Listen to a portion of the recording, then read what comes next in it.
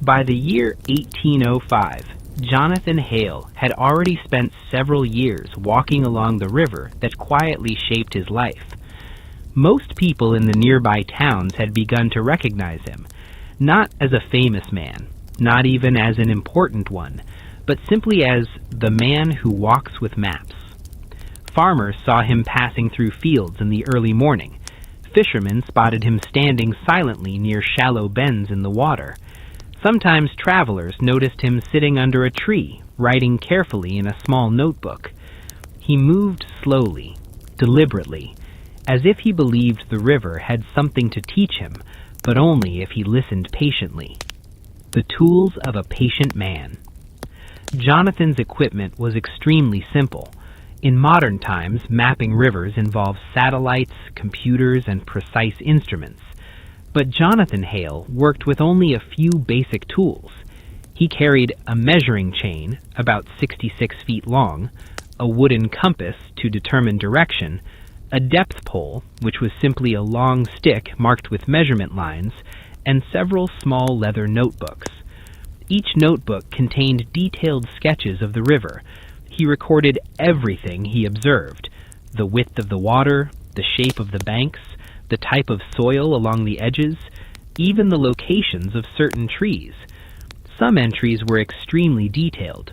For example, one note from the year 1806 described a single bend in the river like this: water depth approximately 4 feet in the center, 2 feet near the east bank.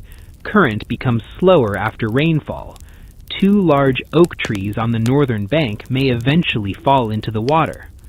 At the time, such notes seemed unnecessary, but Jonathan believed that small details mattered, because rivers change slowly, and small changes often lead to larger ones.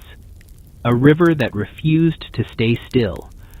One of the things Jonathan learned quickly was that rivers never truly remain the same. After heavy rains, the current could shift sand from one area to another. A shallow section might become deeper. A deep section might suddenly fill with sediment. In the winter, ice sometimes damaged the riverbanks. Large pieces of frozen water could break away soil and trees. When spring arrived, those trees might be carried miles downstream. Jonathan often returned to sections he had mapped years earlier. Sometimes the changes were minor, but sometimes they were dramatic. Entire curves in the river could move several yards over time. This meant that his maps were never truly finished. They were always evolving, just like the river itself. Encounters along the river. Although Jonathan preferred working alone, he occasionally met interesting people during his long walks. Some were curious travelers, others were farmers or traders who depended on the river for their livelihood. One autumn afternoon in 1807, Jonathan encountered an elderly fisherman named Caleb Morris. Caleb had been fishing along the river for more than 40 years. He knew every shallow area and hidden current. At first, Caleb laughed when Jonathan explained that he was mapping the river. "You don't need maps," the old fisherman said. "You just need time." But as they talked longer, Caleb began sharing his knowledge. He pointed out sections where boats often became stuck. He described places where the current became dangerous during storms. Jonathan listened carefully. That evening, he filled several pages of notes based on Caleb's observations. Later, those details would appear in his maps. The slow growth of towns. During the early 1800s, small settlements began appearing along the river. Most were simple communities: a few wooden houses, a small trading post, perhaps a mill powered by flowing water. These towns depended heavily on transportation. Roads were often muddy and difficult, but boats could move goods much more easily. Jonathan's maps slowly became useful to these communities. Boat operators used them to avoid shallow areas, merchants used them to plan trade routes, and farmers used them to determine the best locations for small docks. Despite this growing usefulness, Jonathan never thought of himself as an important figure. To him, he was simply documenting something that had always fascinated him. A letter from the city. In the summer of 1812, something unusual happened. Jonathan received a letter. The letter came from Philadelphia, specifically from a small office connected to the government's survey department. Someone had heard about his maps. The letter asked if he would be willing to share copies of his work. At first, Jonathan hesitated. He had never intended his maps to become official documents. They were simply personal observations. But eventually he agreed. Several weeks later, he traveled to the city with a large collection of drawings and notes. The survey office studied his work with great interest. One official reportedly said something surprising. "These maps are far more detailed than anything we currently have." For the first time, Jonathan realized that his quiet hobby might have a larger purpose. The war that changed everything. Around the same time, the young United States was facing another conflict. In 1812, war broke out between the United States and Great Britain. This conflict, now known as the War of 1812, created uncertainty across the country. Trade slowed, travel became more dangerous. Many young men left their homes to join the military. But Jonathan Hale continued his work. The river did not stop flowing during wartime, and his maps still needed updating. Even during those uncertain years, he walked the riverbanks, measuring, observing, recording. A life defined by routine. By the year 1818, Jonathan Hale had developed a routine that rarely changed. Every morning, he woke before sunrise. He packed his tools and notebooks. Then he began walking. Sometimes he walked 5 miles, sometimes 10. He stopped frequently to measure sections of the river. Occasionally, he spent hours studying a single bend in the water. At midday, he ate a simple meal, bread, cheese, and sometimes dried meat. Then he continued working until the afternoon. In the evening, he returned home and carefully copied his notes onto larger maps. Day after day, year after year. It was not an exciting life, but it was a very steady one. The question that few people asked. As the years passed, people occasionally asked Jonathan a simple question. "Why do you keep mapping the river?" His answer was always thoughtful but quiet. Because the river tells the history of the land. To most people, this sounded strange, but Jonathan believed something important. He believed that rivers recorded time. Floods left marks on the landscape, changes in farming altered the flow of water, new towns created new pressures along the banks. By studying the river carefully, he believed it was possible to understand how an entire region changed over decades, and in many ways, he was correct. The years continue. By the mid-1820s, Jonathan Hale was no longer a young man. His hair had begun turning gray, his walks became slower, but his dedication never changed. The notebooks continued filling with observations, the maps continued growing larger, and the quiet river continued shaping the land around it. What Jonathan did not know was that his careful work would soon attract the attention of a group of engineers. These engineers were planning something ambitious, something that would change transportation across the region forever. And when they began searching for accurate information about the river, they discovered the life's work of a quiet man who had spent 40 years studying every bend of the water. If you had walked through the streets of Philadelphia in the year 1803, you would have seen many busy people. Merchants shouting prices, carriages rolling across muddy streets, sailors unloading cargo along the Delaware River.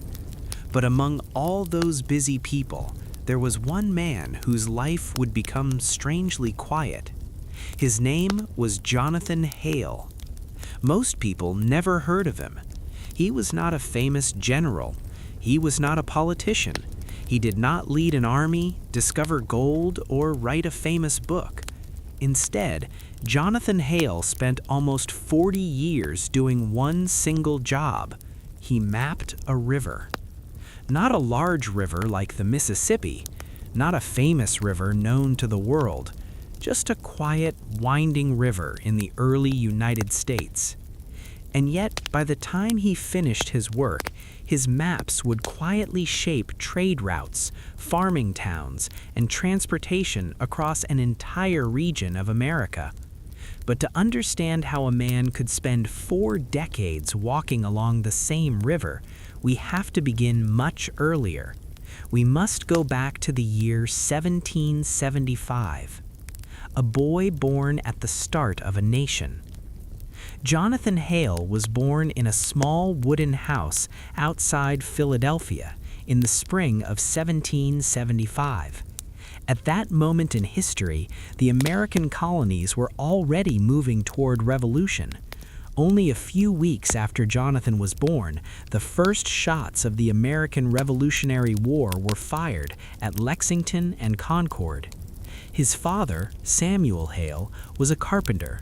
His mother, Elizabeth Hale, kept the small family home running while caring for their children.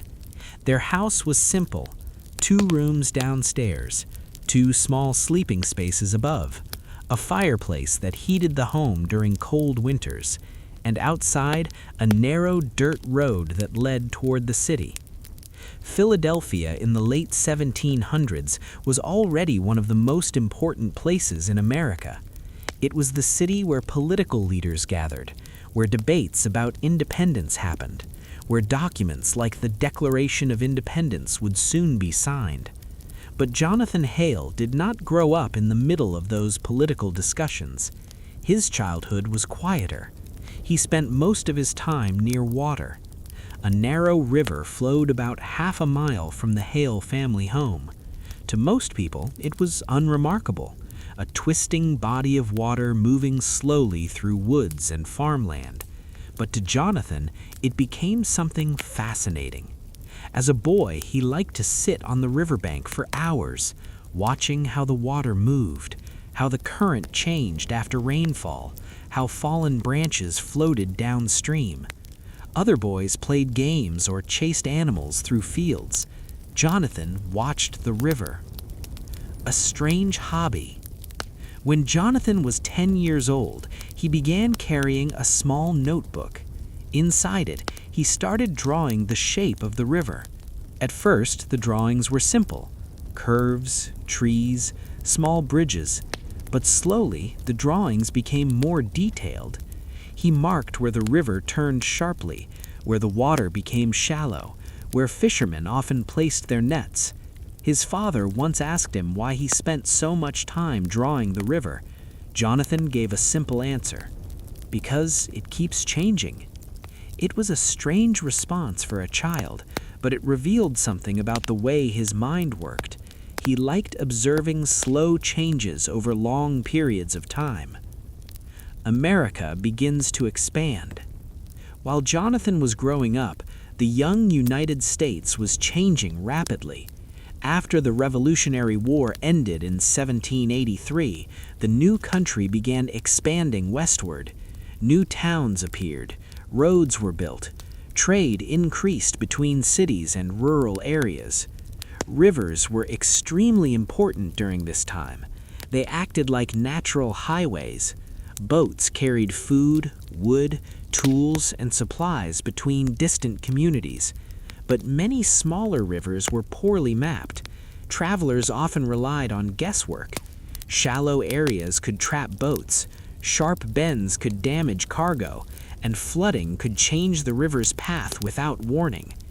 Accurate maps were extremely valuable, but few people had the patience to create them, except one. The first real map. In 1798, when Jonathan Hale was 23 years old, he completed something unusual: a hand-drawn map of nearly 20 miles of river. He had spent years walking along its banks, measuring distances using rope and wooden stakes, recording bends, depths, and nearby farms. His map was not perfect, but it was far more detailed than anything that existed before. A local merchant eventually saw the map. The merchant used small boats to transport grain, and he immediately realized the value of Jonathan's work. Soon, Jonathan received a small payment to continue mapping the river farther north. At the time, he believed the work might take a few months. Instead, it would quietly become his life's work. A job that never really ended. Jonathan began walking farther along the river every year. Spring, summer, autumn, even during cold winters. He carried simple tools, a measuring chain, wooden markers, paper maps wrapped in oilcloth, and slowly, mile by mile, he mapped the river. But rivers never stay the same. Floods move sandbanks, trees fall into water, ice break riverbanks. So Jonathan often returned to sections he had already mapped, correcting details, updating drawings, sometimes erasing entire sections and starting again. Years passed, then decades. People in nearby towns became used to seeing him, a quiet man walking along the riverbank with notebooks and measuring tools. Children sometimes asked him what he was doing. His answer never changed: trying to understand the river. The quiet importance of maps. By the early 1920s, Jonathan Hale's maps had become surprisingly useful. Farmers used them to ship crops. Traders used them to avoid dangerous sections of water. Small towns began appearing along parts of the river that Jonathan had carefully documented. But despite this influence, Jonathan remained almost unknown. He did not seek recognition. He did not publish books. He simply continued his slow, patient work. And over time, the river that fascinated him as a boy became one of the best documented waterways in the region. But the most surprising part of Jonathan Hale's story would happen much later, when engineers, nearly half a century after his first sketches, would rediscover his maps and realize something extraordinary. The quiet man who spent 40 years walking along a river had unknowingly created one of the most accurate early geographic records in American history.